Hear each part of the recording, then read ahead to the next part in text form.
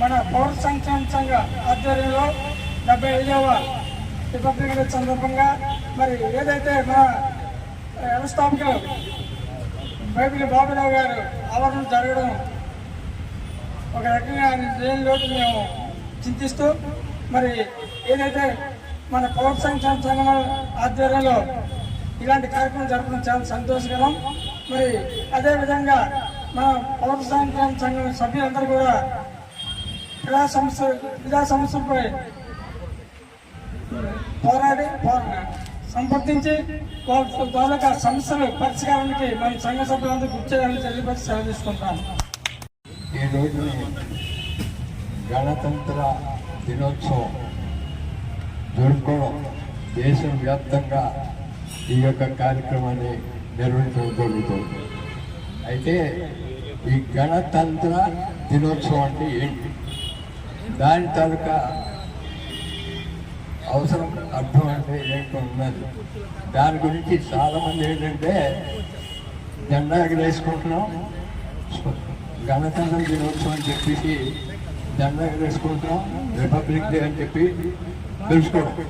కానీ మనకి స్వాతంత్ర దినోత్సవం వచ్చిన తర్వాత ఒక నిర్దిష్టమైనటువంటి రాజ్యాంగబద్ధమైనటువంటి రాజ్యాంగాన్ని మనం పొందుపరుచుకొని మన స్వయం శక్తి మీద భారతదేశానికి ఎవరైతే రాజ్యాంగాన్ని పొందుపరిచారో రచించారో డాక్టర్ అంబేద్కర్ జీ గారు అతని యొక్క ఆశయాలని అతని యొక్క రాజ్యాంగాన్ని అమలుపరుస్తూ మనకి స్వచ్ఛమైనటువంటి రాజ్యాంగాన్ని అమలుపరుచుకున్న రోజు గణతంత్ర దినోత్సవం అని చెప్పి మీ అందరికీ తెలియజేస్తున్నాను. అదేవిధంగా మరి మాకు కొన్ని విషయాలు ఏంటంటే చెప్పవలసింది, ఈరోజు భారతదేశం ఎంతో అత్యున్నతమైనటువంటి స్థాయికి ఎదుగుతుంది. ప్రపంచ దేశానికి ధీటుగా మనది ఇప్పుడు ఆర్థికంలో కూడా 5వ స్థానంలో మనం ఉన్నాం. అలాగే ఇంకా ముందుకి యాక్చువల్గా చెప్పాలంటే మనకి తెలిసినటువంటి విషయాలు చాలా ఉన్నాయి. 370 ఆర్టికల్, అది చాలా ఇంపార్టెంట్ అయినటువంటి ఆర్టికల్. కాశ్మీర్ మనది కాదని చెప్పి గత ప్రభుత్వాల్లో ఎవరు కూడా నిమ్మకి నీరెత్తినట్టుగా నోరు మూసుకొని కూర్చున్నారు. కానీ కాశ్మీర్ మనదని చెప్పి చెప్పి 370ని కూడా మన యొక్క భారతదేశంలో మనదే అని చెప్పి కాశ్మీర్ ని 370 ఆర్టికల్ ని ప్రవేశపెట్టి మన భారతదేశ ఔన్నత్యాన్ని కాపాడినటువంటి ప్రభుత్వం కేంద్ర ప్రభుత్వం. అయితే ఇంకా చాలా మటుగా విషయాలు ఉన్నాయి.